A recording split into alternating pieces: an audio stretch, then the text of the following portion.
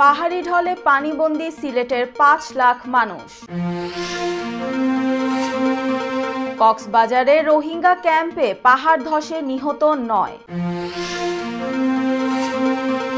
যুক্তরাষ্ট্রে বসবাসরত ৫ লাখ অভিবাসীকে বৈধতা দিতে যাচ্ছেন বাইডেন। কয়েক দশকের তাপমাত্রার রেকর্ড ভাঙতে যাচ্ছে আমেরিকা। যুদ্ধবিমান পাহারায় উত্তর কোরিয়ায় গেছেন পুতিন। তুফান সিনেমার দর্শকদের ওপর হামলা এবং রেকর্ড হাতছাড়া হয়েছে, এবার শাস্তিও পেলেন তানজিম সাকিব। আসসালামু আলাইকুম, সবাইকে স্বাগত জানাচ্ছি মিলেনিয়াম টিভি ইউএসএর প্রতিদিনের বাংলা সংবাদে। আপনাদের সাথে রয়েছি আমি অঞ্জলি কবির। দেখছিলেন সংবাদ শিরোনাম, এবারে বিস্তারিত। প্রথমে বাংলাদেশ প্রসঙ্গ।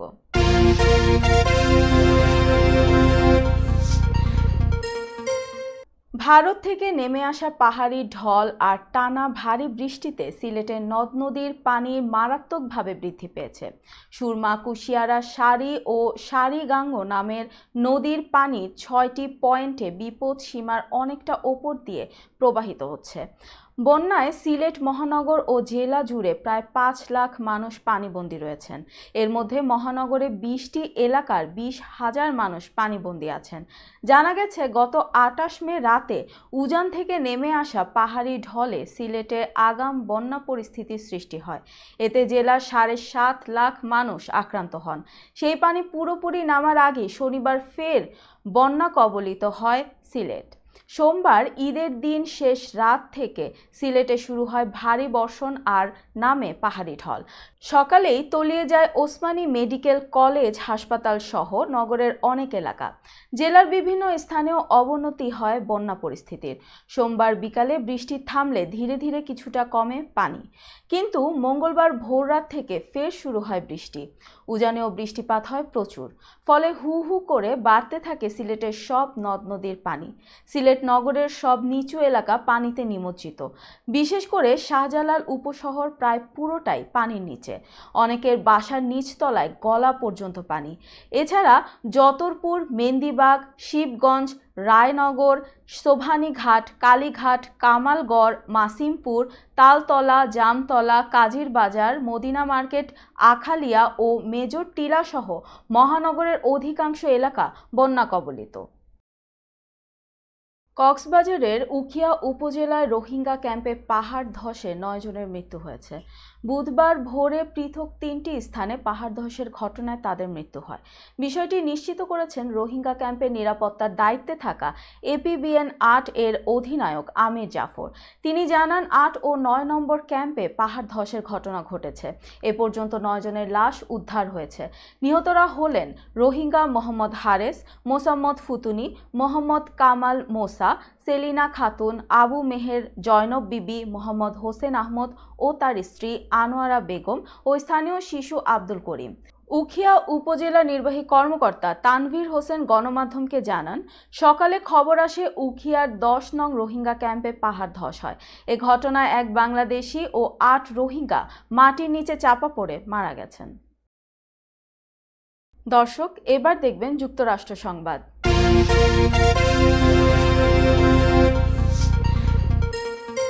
নির্বাচনকে সামনে রেখে ৫ লাখ অবৈধ অভিবাসীকে বৈধতা দিতে যাচ্ছেন মার্কিন প্রেসিডেন্ট জো বাইডেন।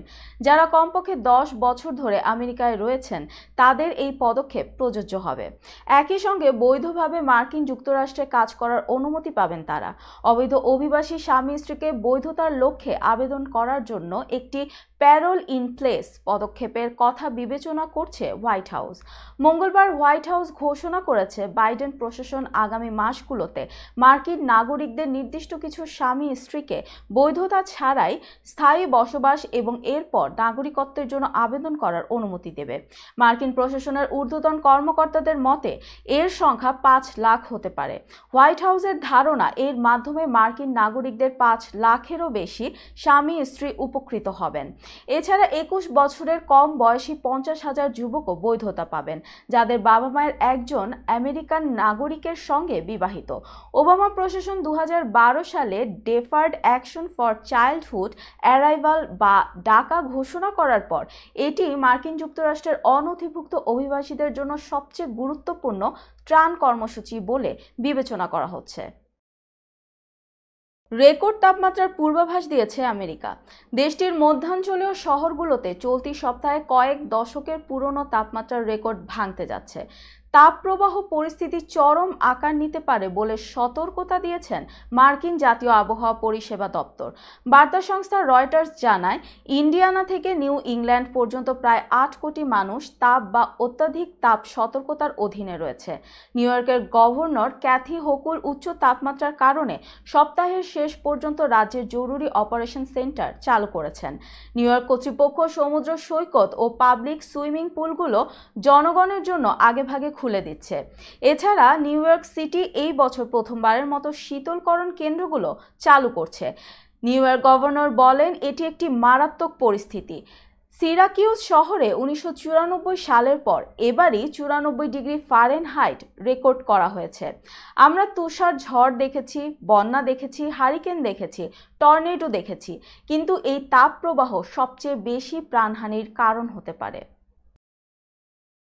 যুক্তরাষ্ট্রের মিসৌরির এক মহিলাকে 43 বছর জেল খাটার পরে নির্দোষ ঘোষণা করা হলো। মুক্তি পেলে তিনিই হবেন বিনা দোষে সব থেকে বেশি দিন জেলে কাটানো কোনো নারী। 1980 সালে মিসৌরির সেন্ট জোসেফে খুন হন লাইব্রেরি কর্মকর্তা প্যাট্রিশিয়া জেসকে। 31 বছর বয়সী ওই কর্মকর্তা খুনের তদন্তে নেমে পুলিশ সান্ড্রা হেম নামে এক তরুণীকে গ্রেফতার করেন। সান্ড্রার বয়স তখন মাত্র 20। তার বিরুদ্ধে প্রধান প্রমাণ ছিল তার নিজেরই স্বীকারোক্তি। পরে মামলায় দোষী সাব্যস্ত হন সান্ড্রা। আদালত তাকে আমৃত্যু কারাদণ্ড দেয়। তার বহু বছর পরে অন্য একটি মামলায় দোষী সাব্যস্ত হয় মাইকেল হলম্যান নামে সেন্ট জোসেফের এক পুলিশ সদস্য। সেই মামলায় জেল হয় তার। প্যাট্রিশিয়ার খুনের সময়ে হলম্যানের বয়স ছিল 22 বছর। তার কাছ থেকে প্যাট্রিশিয়ার কানের দুল পায় পুলিশ। এ বিষয়ে বহুবার হলম্যানকে জেরা করা হলেও সরকারি কৌঁসুলি তার বিরুদ্ধে কখনো ঠিকঠাক মামলা দাঁড় করাতে পারেনি। পরে 2015 সালে জেলেই মারা যায় হলম্যান। তবে এ বছরের জানুয়ারি মাসে সান্ড্রা হেমের আইনজীবীরা আদালতে 147 পাতার নথি জমা দিয়ে দাবি করেন তাদের মক্কেল নির্দোষ। তিনি মানসিক রোগে ভুগছিলেন। 12 বছর বয়স থেকে বিভিন্ন মানসিক ও স্নায়বিক রোগের জন্য চিকিৎসাও চলছে তার। এজন্য অপরাধ না করেও স্বীকারোক্তি দেন তিনি। সেই নথি পর্যালোচনা করে এবং 3 দিনের শুনানির পরে বিচারক রায়ান হর্সম্যান শুক্রবার রায় দেন সান্ড্রা নির্দোষ। পাশাপাশি 30 দিনের মধ্যে তাকে মুক্তি দেওয়ারও রায় দেয়া হয়। বিচারকের কথায় শেষ সময়ে তদন্ত যে এক পেশে হয়েছিল তা প্রমাণিত। হলম্যানের বিরুদ্ধে যথেষ্ট সাক্ষ্য প্রমাণ থাকলেও তাকে অভিযুক্ত করা হয়নি। সান্ড্রার অসঙ্গতিপূর্ণ কথা শুনে পুলিশ ধরে নেয় তিনিই দোষী। দর্শক, মিলেনিয়াম টিভি ইউএসএ প্রতিদিনের বাংলা সংবাদের এই পর্যায়ে ছোট্ট একটি বিরতি, সঙ্গেই থাকুন।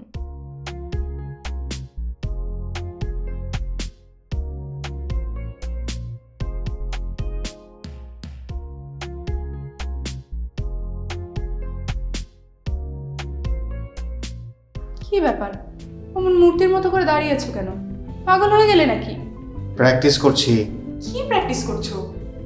কেন লিভিং স্ট্যাচুতে দাঁড়িয়ে কি করে ভিক্ষা করে দেখালি? আমার ট্যাক্স নিয়ে ঝামেলা চলছে, ল্যান্ড প্রপার্টি নিয়ে ঝামেলা চলছে। এগুলো সমাধান না হলে কিছুদিন পর আমাকে ওইভাবে দাঁড়িয়ে ভিক্ষা করতে হবে। তাই এখন থেকে দাঁড়িয়ে প্র্যাকটিস করছি। আহা, এত চিন্তা করছো কেন? লিগ্যাল নেটওয়ার্ক ইন্টারন্যাশনাল আছে না? Legal network international? হ্যাঁ, কিছুদিন আগে ইন্স্যুরেন্স দিয়ে সম্পভাবিদের একটা ঝামেলা হলো না? লিগ্যাল নেটওয়ার্কের মাধ্যমেই তো সেটা সমাধান হলো। শুধু ইন্স্যুরেন্সই না ভাবি, criminal case, immigration, tax, divorce, housing সংক্রান্ত যে কোনো লিগ্যাল সমস্যার সমাধান পেয়ে যাবেন লিগ্যাল নেটওয়ার্কে। যুক্তরাষ্ট্রের 50টি স্টেটে যে কোনো প্রান্তের যে কোনো লিগেল সহায়তা দিতে কিন্তু আমাদের সঙ্গে আছে লিগেল নেটওয়ার্ক ইন্টারন্যাশনাল। শুধু তাই নয়, লিগেল নেটওয়ার্কে আছেন যুক্তরাষ্ট্রের স্বনামধন্য সব লয়ার, যাদের আইনি সহায়তায় যে কোনো লিগেল সমস্যার সমাধান পেয়ে যাবেন খুব সহজেই। তাহলে দেরি কেন, এখনই চলো লিগ্যাল নেটওয়ার্কে। I'm Nasrin Mosnu, immigration attorney. I was born and raised here in New York City. I have been working at various immigration firms since I was a teenager, including with my father. I'm passionate and dedicated about immigration. I am committed to provide my clients with nothing but the best. আমরা asylum office, immigration court সহ যুক্তরাষ্ট্রের 50টি state ও বাংলাদেশ কনসুলেটে আপনাদের আইনগত সহায়তার নিশ্চয়তা দিচ্ছি। Please come and take advantage of our excellent legal services. Our initial consultations are always free. বরেণ্য অভিনেতা আবুল হায়াত একজন স্বাস্থ্য সচেতন মানুষ। একদিন শুটিংয়ে হঠাৎ অসুস্থ হয়ে হতাশায় ভোগেন। সবাই ব্যস্ত, এখন আমার সেবা করবে কে? কেন?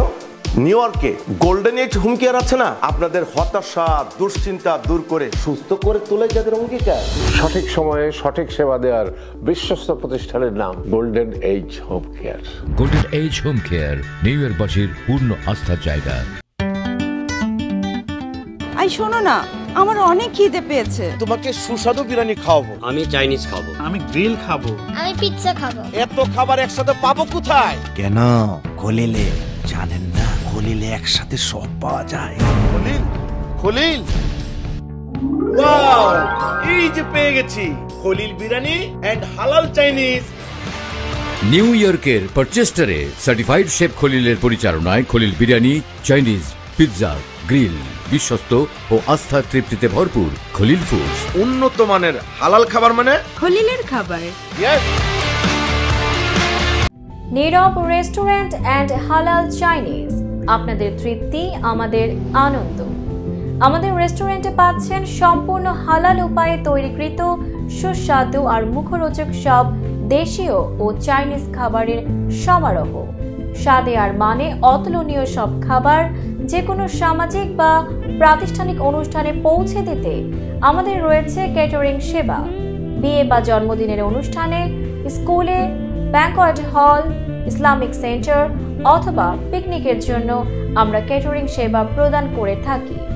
আমাদের সাথে যোগাযোগের ঠিকানা 2096 Sterling Avenue, Bronx, New York 10462। Phone number 718-918-1234। আমাদের অফিসিয়াল ওয়েবসাইট www.nirob.com। আমাদের ইমেইল অ্যাড্রেস nirobbronx@gmail.com। এছাড়া নীরব রেস্টুরেন্টের স্বত্বাধিকারী মোহাম্মদ রহমানের সাথে যোগাযোগ করতে পারেন। যোগাযোগ নম্বর 9179811747। Thank you. দর্শক, আবারও স্বাগতম মিলেনিয়াম টিভি ইউএসএ প্রতিদিনের বাংলা সংবাদে। দেখছিলেন যুক্তরাষ্ট্র সংবাদ। ভার্জিনিয়ার ম্যানহাসেস মসজিদে ঈদ জামাত অনুষ্ঠিত হয়েছে। এই বিশেষ ঈদ জামাতে অসংখ্য মুসলিম সম্প্রদায়ের মানুষ অংশগ্রহণ করেন। 16 জুন 2024 তারিখে অনুষ্ঠিত ঈদ জামাতে সকলে একত্রিত হয়ে ঈদের নামাজ আদায় করেন এবং আল্লাহর কাছে শান্তি ও কল্যাণে প্রার্থনা করেন। প্রধান ইমাম মুসলিম সম্প্রদায়ের মধ্যে ঈদের বার্তা ছড়িয়ে দেন। নামাজ শেষে সকলে একে অপরের সাথে ঈদের শুভেচ্ছা বিনিময় করেন। ম্যানহাসেস ভার্জিনিয়া থেকে রিপোর্টটি পাঠিয়েছেন জনাব জিয়াউদ্দিন আহমেদ।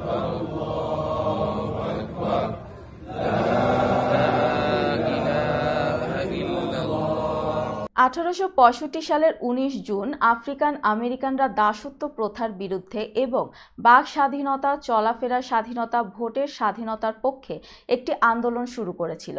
সেই সময় থেকে মার্কিন যুক্তরাষ্ট্রের দাসত্বের অবসানের স্মরণে প্রতি বছর 19 জুন পালিত হয় জুনোটিস্থ হিসেবে। এটিকে আমেরিকার দ্বিতীয় স্বাধীনতা দিবসও বলা হয়।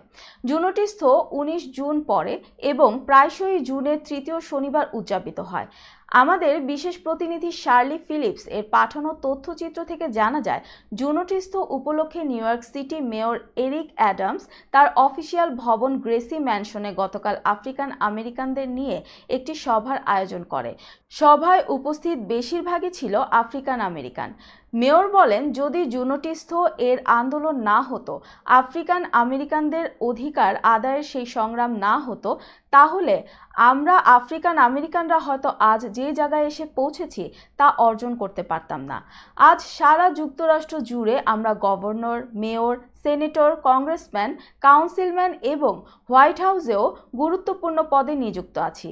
মেয়র আরও বলেন, আজকে আফ্রিকান আমেরিকানরা যেই সম্মানের জায়গায় আসীন হয়েছে তার পেছনে জুনোটিস্থ এর আন্দোলনের ভূমিকা অপরিহার্য। তবে আজও বিভিন্ন ক্ষেত্রে বিভিন্ন সময়ে আফ্রিকান আমেরিকানদের নানা ত্যাগ স্বীকার করতে হয়, বৈষম্যের শিকার হতে হয়। সে কথাও স্মরণ করেন মেয়র এরিক অ্যাডামস।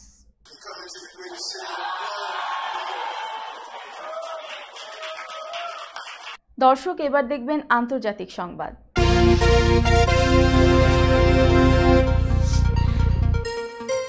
দুই দিনের সফরে উত্তর কোরিয়ায় পৌঁছেছেন রাশিয়ার প্রেসিডেন্ট ভ্লাদিমির পুতিন। স্থানীয় সময় বুধবার প্রথম প্রহরে তিনি পিয়ংইয়ংয়ের বিমানবন্দরে অবতরণ করেন। তাকে বহনকারী উড়োজাহাজের পাহারায় অন্তত একটি যুদ্ধবিমান ছিল। বিমানবন্দরে পুতিনকে স্বাগত জানিয়েছেন উত্তর কোরীয় নেতা কিম জং উন। খবর বিবিসির। উত্তর কোরিয়ার উদ্দেশ্যে রওনা দেওয়ার আগে পুতিন মঙ্গলবার পূর্ব সাইবেরিয়ার ইয়াকুত্স্ক শহরে ছিলেন। সেখান থেকে তিনি সরাসরি উত্তর কোরিয়ার দিকে যাত্রা করেন। পুতিন সর্বশেষ উত্তর কোরিয়া সফরে এসেছিলেন 24 বছর আগে 2000 সালের জুলাইয়ে। গত বছরের সেপ্টেম্বর রাশিয়ার দূর প্রাচ্য সফরে গিয়েছিলেন উত্তর কোরীয় নেতা কিম জং উন। তখন তিনি পুতিনকে পিয়ংইয়ংয়ের নিমন্ত্রণ জানান। সেই নিমন্ত্রণে সাড়া দিয়ে আজ দেশটিতে সফরে এসেছেন পুতিন। পুতিনের সফরসঙ্গী হিসেবে রাশিয়ার বিভিন্ন বিভাগের গুরুত্বপূর্ণ ব্যক্তিরা রয়েছেন। তাদের মধ্যে রয়েছেন রুশ প্রতিরক্ষা মন্ত্রী আন্দ্রেই বেলোসভ, পররাষ্ট্রমন্ত্রী সার্গেই লাভরভ এবং জ্বালানি বিষয়ক উপপ্রধানমন্ত্রী আলেকজান্ডার নোভাক। পুতিনের পররাষ্ট্রনীতি বিষয়ক উপদেষ্টা ইউরি উশাকভ জানিয়েছেন, রাশিয়া ও উত্তর কোরিয়ার মধ্যে একটি অংশীদারি চুক্তি স্বাক্ষর হবে। তিনি বলেছেন, চুক্তিটি দুই দেশের মধ্যে সহযোগিতা আরও বাড়াবে। দর্শক, এবার দেখবেন স্বাস্থ্য সংবাদ।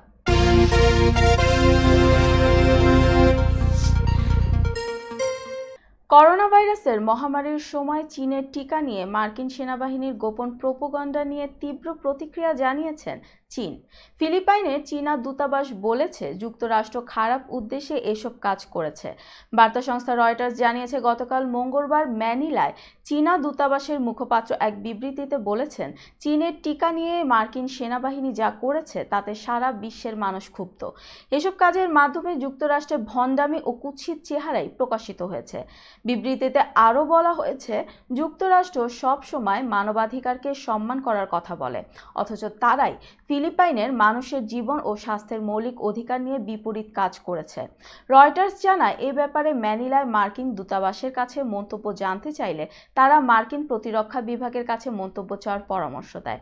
পরে রয়টার্স মার্কিন প্রতিরক্ষা বিভাগের কাছে মন্তব্য জানতে চাইলে প্রতিরক্ষা বিভাগের একজন ঊর্ধ্বতন কর্মকর্তা স্বীকার করেন যে মার্কিন সামরিক বাহিনী উন্নয়নশীল বিশ্বে চীনের ভ্যাকসিনকে হেয় করার জন্য গোপন প্রচারে নিয়োজিত ছিল।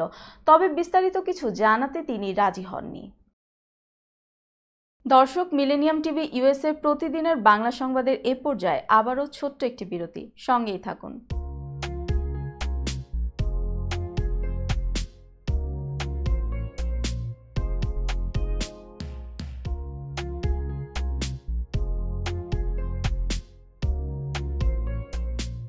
কি ব্যাপার, অমন মূর্তির মতো করে দাঁড়িয়ে আছো কেন?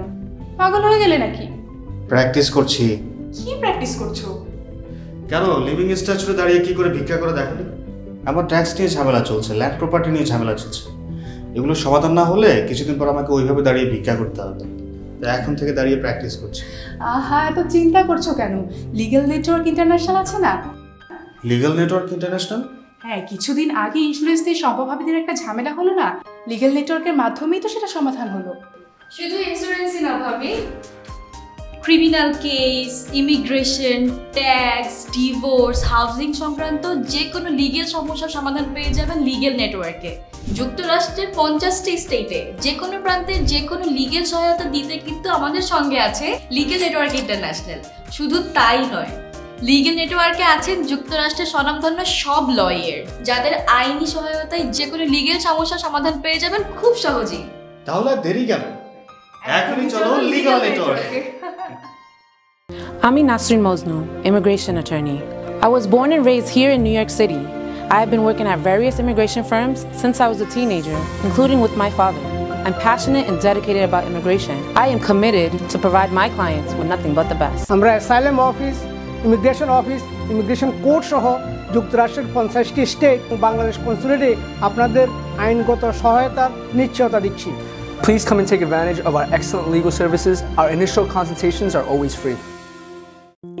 বরেণ্য অভিনেতা আবুল হায়াত একজন স্বাস্থ্য সচেতন মানুষ। একদিন শুটিংয়ে হঠাৎ অসুস্থ হয়ে হতাশায় ভোগেন। এখন আমার সেবা করবে কে? কেন নিউ ইয়র্কে গোল্ডেন এজ হোম কেয়ার আছে না, আপনাদের হতাশা দুশ্চিন্তা দূর করে সুস্থ করে তোলে যাদের অঙ্গীকার।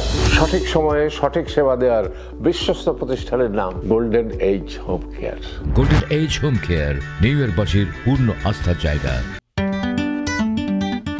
আই শোনো না, আমার অনেক খিদে পেয়েছে। তোমাকে সুস্বাদু বিরিয়ানি খাওয়াবো। আমি চাইনিজ খাবো। আমি গ্রিল খাবো। আমি পিৎজা খাবো। এত খাবার একসাথে পাবো কোথায়? কেন খলিলে জানেন না, খলিলে একসাথে সব পাওয়া যায়। খলিল, খলিল, ওয়াও, এই যে পেয়ে গেছি খলিল বিরিয়ানি এন্ড হালাল চাইনিজ। নিউ ইয়র্কের পারচেস্টারে সার্টিফাইড শেফ খলিলের পরিচালনায় Khalil biryani, Chinese, pizza, grill, বিশ্বস্ত ও আস্থার তৃপ্তিতে ভরপুর খলিল ফুডস। উন্নত মানের হালাল খাবার মানে খলিলের খাবার। নীরব রেস্টুরেন্ট অ্যান্ড হালাল চাইনিজ, আপনাদের তৃপ্তি আমাদের আনন্দ। আমাদের রেস্টুরেন্টে পাচ্ছেন সম্পূর্ণ হালাল উপায়ে তৈরিকৃত সুস্বাদু আর মুখরোচক সব দেশীয় ও চাইনিজ খাবারের সমারোহ। স্বাদে আর মানে অতুলনীয় সব খাবার যে কোনো সামাজিক বা প্রাতিষ্ঠানিক অনুষ্ঠানে পৌঁছে দিতে আমাদের রয়েছে ক্যাটারিং সেবা।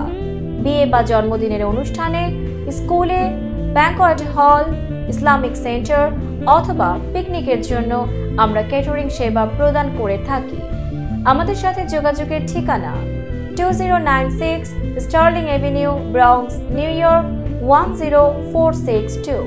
Phone number 718-918-1234। আমাদের অফিসিয়াল ওয়েবসাইট www.nirob.com। আমাদের ইমেইল অ্যাড্রেস nirobronx@gmail.com। এছাড়া নীরব রেস্টুরেন্টের স্বত্বাধিকারী মোহাম্মদ রহমানের সাথে যোগাযোগ করতে পারেন। যোগাযোগ নম্বর 9179811747। Thank you. দর্শক, আবারও স্বাগতম মিলেনিয়াম টিভি ইউএসএ প্রতিদিনের বাংলা সংবাদে। এবার দেখবেন বিনোদন সংবাদ।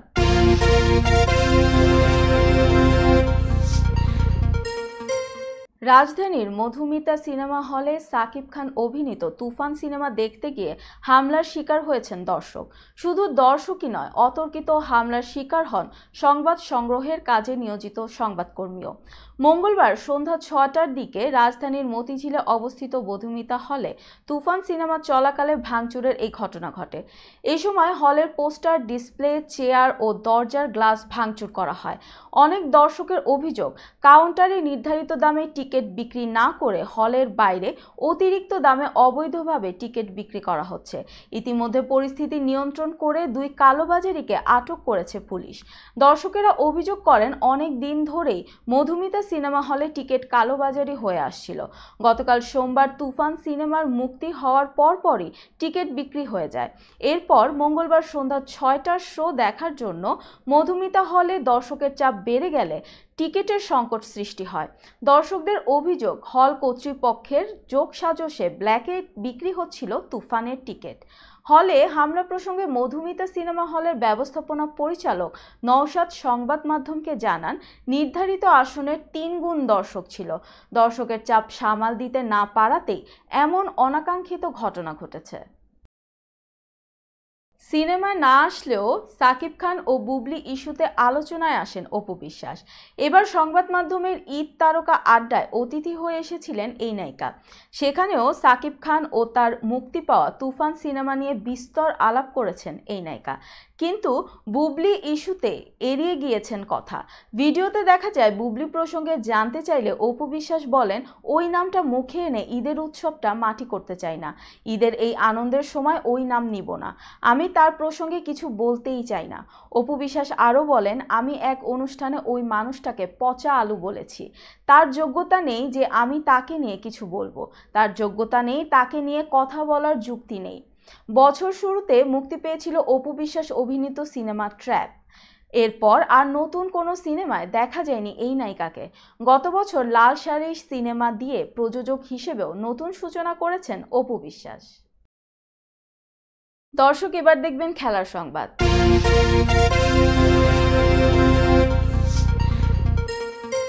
নেপালের বিপক্ষে ম্যাচে বল হাতে আগুন ঝরিয়েছিলেন বাংলাদেশি পেসার তানজিম হাসান সাকিব। 4 ওভারে মাত্র 7 রানে নিয়েছিলেন 4 উইকেট। ডানহাতি এ পেসারের বিধ্বংসী স্পেলে ম্যাচ থেকে ছিটকে যায় নেপাল। তার চেয়ে বড় কথা, সেদিন 2 ওভার মেডেন সহ 21টি ডট বল করেছেন সাকিব। গড়েছিলেন টি-20 বিশ্বকাপে এক ইনিংসে সবচেয়ে বেশি ডট দেওয়ার রেকর্ড। কিন্তু সাকিবের কীর্তি স্থায়ী হয়নি 24 ঘন্টাও। একই দিন রাতে ম্যাচে 4 ওভারের 4টি মেডেন নিয়ে রেকর্ডটি নিজের করে নেন Kiwi pacer Lockie Ferguson. Record তো হাতছাড়া হয়েছেই, এবার শাস্তিও পেতে যাচ্ছেন সাকিব। নেপাল ম্যাচে আচরণবিধি ভঙ্গের অভিযোগে বাংলাদেশি পেসারকে ম্যাচ ফির 15% জরিমানা করেছে আইসিসি। পাশাপাশি তার নামের পাশে যোগ হয়েছে একটি ডিমেরিট পয়েন্ট। ঘটনার সূত্রপাত নেপাল ইনিংসের 3য় ওভারে। দুর্দান্ত বোলিং করা তানজিম সাকিবের সঙ্গে লেগে গিয়েছিল নেপাল অধিনায়ক রোহিত পোরেলের। ওভারের একটি বল করার পর রোহিতের দিকে আগ্রাসীভাবে এগিয়ে গিয়েছিলেন সাকিব। কিছুক্ষণ উত্তপ্ত চাহনির পর বাদানুবাদেও জড়ান দুজন, হালকা ধাক্কাও দেন। এক পর্যায়ে পরিস্থিতি সামলাতে সেখানে এগিয়ে যান আম্পায়ার স্যাম নোগাজোস্কি ও নন স্ট্রাইক প্রান্তে থাকা নেপালি ব্যাটসম্যান আসিফ শেখ। আইসিসির রেকর্ড অফ কন্ডাক্টের 2.12 ধারা অনুযায়ী আন্তর্জাতিক ম্যাচ চলাকালীন আম্পায়ার, ম্যাচ রেফারি বা অন্য কোনো ব্যক্তির গায়ে গুরুত্বপূর্ণ নয় এমন স্পর্শ করতে পারবেন না কোনো খেলোয়াড়। নেপাল ম্যাচের ওই ঘটনায় সাকিবের শাস্তির কথা গতকাল এক প্রেস বিজ্ঞপ্তির মাধ্যমে জানায় আইসিসি। বিজ্ঞপ্তিতে উল্লেখ করা হয়, ম্যাচ শেষে রেফারি রিচি রিচার্ডসনের দেয়া শাস্তি মেনে নেন বাংলাদেশি পেসার, তাই আনুষ্ঠানিক শুনানির দরকার হয়নি। সংবাদ শেষ করার পূর্বে শিরোনামগুলো আরও একবার। পাহাড়ি ঢলে পানিবন্দী সিলেটের 5 লাখ মানুষ। কক্সবাজারে রোহিঙ্গা ক্যাম্পে পাহাড় ধসে নিহত 9। যুক্তরাষ্ট্রে বসবাসরত 5 লাখ অভিবাসীকে বৈধতা দিতে যাচ্ছেন বাইডেন। কয়েক দশকের তাপমাত্রার রেকর্ড ভাঙতে যাচ্ছে আমেরিকা। যুদ্ধবিমান পাহারায় উত্তর কোরিয়ায় গেছেন পুতিন। তুফান সিনেমার দর্শকদের ওপর হামলা এবং রেকর্ড হাতছাড়া হয়েছে, এবার শাস্তিও পেলেন তানজিম সাকিব। এই ছিল মিলেনিয়াম টিভি ইউএসএ প্রতিদিনের বাংলা সংবাদে। মিলেনিয়াম সংবাদ দেখতে লগ ইন করুন আমাদের সামাজিক যোগাযোগের সাইট facebook.com/millenniumtvusa বাংলা এবং youtube.com/officialmillenniumtv। এছাড়াও সংবাদের সর্বশেষ আপডেট জানতে ভিজিট করুন আমাদের নিয়মিত ওয়েবসাইট www.millenniumtvusa.com এবং www.millenniumtv.org। প্রিয় দর্শক, মিলেনিয়াম টিভি দেখুন সকল অ্যান্ড্রয়েড ফোনে, iOS ও Apple TV, Amazon Fire TV, Roku TV এবং সকল স্মার্ট টিভিতে। এছাড়াও মিলেনিয়াম টিভি দেখতে পাবেন সমস্ত ইউরোপীয় দেশ এবং অস্ট্রেলিয়ায় স্কাই নেটওয়ার্কে, বিশ্বব্যাপী জাদু টিভি, রেডিয়েন্ট আইপি টিভি, জাগো বিডি নেটওয়ার্ক এবং বিশ্বব্যাপী হরাইজন স্যাটেলাইটে। আপনারা যেখানেই থাকুন, ভালো থাকুন, সুস্থ থাকুন, মিলেনিয়াম টিভির সাথেই থাকুন। আল্লাহ হাফিজ।